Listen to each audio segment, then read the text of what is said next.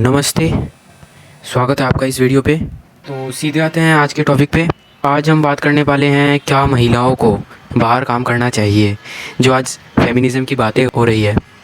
पहले ऐसा कहा जाता है कि पहले के ज़माने में उनको बाहर काम करने नहीं दिया जाता था, केवल घर के कार्यों को करने के लिए कहा जाता था, मजबूर किया जाता था, ऑप्रेस किया जाता था। ये सब शब्दों का आज प्रयोग हो रहा है और इन्हीं शब्दों का प्रयोग करते करते आज फेमिनिस्ट लोग कहाँ से कहाँ पहुँचते जा रहे हैं, ये सब तो हम सभी देख ही रहे हैं।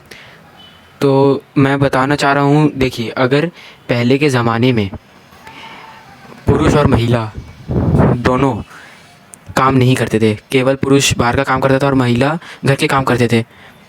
अब मेरा प्रश्न यह है कि अगर पुरुष और महिला दोनों बाहर काम करने लग जाए तो महिला घर का काम तो नहीं कर पाएगी, तो उसके लिए वो रखेंगे सेवक सेविकाएं, नौकर आदि। तो अब वो खाना बनाने वाले रखेंगे, झाड़ू पोछा करने वाले रखेंगे, साफ़ सफाई करने वाले रखेंगे। ठीक, अगर पुरुष पहले 500 रुपये कमाता था और उसमें दोनों का गुजारा नहीं चल पा रहा, और अब महिला भी कमा रही है, दोनों 500 रुपये कमा रहे हैं, महीने का दोनों मिलके 1000 रुपये कमा रहे हैं। लेकिन अब उन्होंने जो महिला घर में नहीं रह रही है, बाहर काम करने जा रही है, तो उसके लिए उन्होंने जो नौकर और सेवक सेविका आदि पाल रखे हैं, तो उनके ऊपर उन्हें कितना खर्च करना पड़ता है। जितना महिला बाहर काम करके कमा रही है ऑलमोस्ट उतना हो जाता है। और आप मान लीजिए कि उतना नहीं भी खर्च हो रहा है। मान लीजिए कि पहले पुरुष 500 कमाता था, अभी महिला भी बाहर जाके 500 कमा रही है, सेवक सेविकाओं पर केवल 250 रुपये खर्च हो रहा है, तो अभी महिला के काम करने से 250 रुपये अधिक बच रहे हैं। तो इसमें एक और पॉइंट है कि आप बाहर से खाना ला के खा रहे हैं, घर में आपकी महिला खाना बना नहीं रही है, तो बाहर से खाना ला के आप जो खा रहे हैं वो स्वास्थ्य के लिए कितना सुरक्षित है। और बाहर का खाना भी अत्यधिक महंगा है। घर में भी यदि अगर आपने खाना बनाने के लिए नौकर आदि रखा है तो उनकी भी क्या पवित्रता है, वो किस शुद्धता के साथ खाना बनाते हैं। तो आप उनके ऊपर, खाना बनाने वाले के ऊपर और अन्य सेवक सेविकाओं के ऊपर पूर्णतः आश्रित है। अगर कोई ऐसी परिस्थिति आ जाए कि सेवक सेविकाएँ, कोई दास दासी ना मिले, वो उस टाइम में कार्य करने वाला कोई ना हो, घर में खाना बनाने वाला कोई ना हो, और अगर आपको बाहर से खाना लाना हो और बाहर भी अगर किसी कारणवश बंद हो, किसी आपातकालीन स्थिति में, और महिलाओं को बेसिक कार्य जो है खाना बनाना तक नहीं आएगा, तो वो किस परिस्थिति में सुरक्षित रह पाएंगे, किस परिस्थिति में उनका परिवार सर्वाइव करेगा। इससे भी एक बड़ा पॉइंट है कि यदि आपके बालक बालिका है तो उन्हें, आजकल एक नया फैशन चला है, पहले तो खाली विदेश फॉरेन इत्यादि आदि में ये सब चलता था, अभी धीरे धीरे भारत में भी आ रहा है। तो भारत में भी अभी ये विषय चल पड़ा कि बालक बालिका जो आपके हैं, तो बच्चे लोग जो है उनको दे देंगे डे केयर में, कोई बेबी डे केयर करके कुछ होते हैं, और भी अन्य कुछ कुछ जगह है जहाँ बच्चों लोग को पालन करते हैं, जो माँ बाप सुबह से रात तक बाहर कार्य करने चले जाते हैं, तो बालक लोग को उधर में दे के जाते हैं। ठीक, एक अनाथ बच्चे और आपके बच्चे में क्या अंतर है? आप सुबह से शाम तक कार्य करते हैं, रात को अपने बच्चे को उनके यहाँ से लेके आ जाए, तो आपके बच्चों को देखभाल करते हैं, रात को उसको अपने साथ सुलाते हैं, दूसरे दिन आप वापस से दूसरी नौकरी करने जाते हैं, तो अपने बच्चों को वापस उसी में देके आ जाते हैं। अनाथालय और वो बेबी डे केयर, उसमें और अनाथालय में अंतर क्या है? आपके बच्चे किसी अनाथ जिसके माता पिता नहीं हैं, अथवा आपके बच्चे में अंतर क्या है, क्या डिफरेंस है आपके और उसके बच्चे में, यदि आपके बच्चे को बिना माता पिता के ऐसे रखा जा रहा है? और दूसरी बात, आपके बच्चे क्या सीखेंगे, उनमें क्या संस्कार आएंगे, उन्हें क्या सिखाया जाएगा?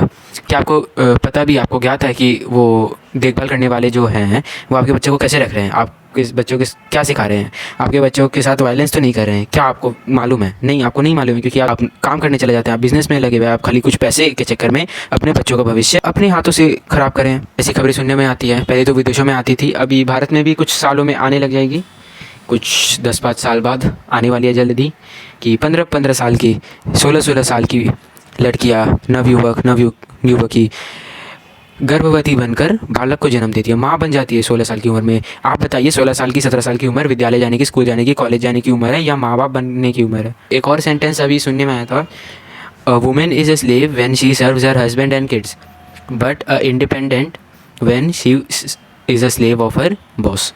यदि बॉस उसे टाइम पर आने के लिए मजबूर करे, कुछ भी कहे, तो तब वो एक स्वतंत्र स्त्री है, वो किसी के अंडर काम नहीं कर रही है। एक जॉब करती हुई महिला किसी अंडर काम नहीं कर रही है, वो स्वतंत्र है, ऐसा कहा जा रहा है। परंतु जब वो अपने पति की थोड़ा सेवा कर रही है, घर की काम कर रहे हैं और बालक देखभाल कर रही है, तो वो मतलब उसे नौकर बना दिया गया है। फेमिनिस्ट लोग कहते हैं कि ये नौकर वाले काम है, आप घर का काम कर रहे हैं तो ये नौकर वाले काम है, और बाहर काम कीजिए, आप स्वतंत्र है, आप बॉस की गालियाँ खा खा कर 15,000 रुपये महीना का लाइए, वही आप उसी में आपकी स्वतंत्रता है। यह पूरा का पूरा सोचा समझा षड्यंत्र है। मीडिया के माध्यम से, प्रेस के माध्यम से, सोशल मीडिया के माध्यम से यह फैलाया जा रहा है, और यह एक बेसिक फैमिली के ढांचे को तोड़ने के लिए षड्यंत्र चला जा रहा है।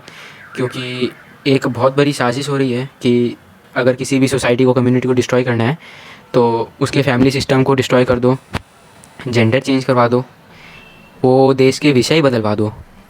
तो यह पहले तो विदेशों में था, अब यहाँ भी आ गया है। जब इतने सालों से यह चल आ रही है कि पुरुष है तो बाहर कार्य करेगा, महिला है तो घर में कार्य करेगी, तो कुछ ना कुछ तो बात होगी इसमें, कुछ ना कुछ तो लॉजिक होगा जो ऐसी बात हो रही है। अब वुमेन के फेमिनिस्ट राइट्स के लिए किस हद तक पहुंच गए हैं कि आर्मी वाले भी कह रहे हैं कि हम भी ये यहाँ पर ये इसके लिए खाली वुमेन लेंगे, ये वो अन्य आदि आदि बातें। तो मेरा प्रश्न यही है कि मैं ये नहीं कह रहा पुरुष ज़्यादा सामर्थ्यवान है या महिला ज़्यादा सामर्थ्यवान है, मैं खाली एक प्रश्न पूछना चाहता हूँ। 50-50 किलो के गन, बंदूक आदि, ग्रेनेड लेके जब सैनिक लोग, आर्मी वाले पुरुष उठा के कई किलोमीटर तक जाते हैं, भयंकर स्थिति होती है, भयंकर और भयावह स्थिति होती है। क्या उस स्थिति में महिलाएं सर्वाइव कर पाएंगे? अलग अलग लोगों की अलग अलग क्षमताएं होते हैं। पुरुष की क्षमता है कि वो ऐसी स्थिति में सर्वाइव कर ले, तो उस कार्य में पुरुष को रहने दीजिए, और महिलाओं की अलग क्षमता है तो उस कार्य में पुरुषों का हस्तक्षेप नहीं करना चाहिए। यह भी जेंडर चेंज करवाने की भी एक षड्यंत्र है। तो ये केवल और केवल सर्वनाश की ओर ले जा रहे हैं, अन्य कोई बात नहीं है। नारायण हर हर महादेव।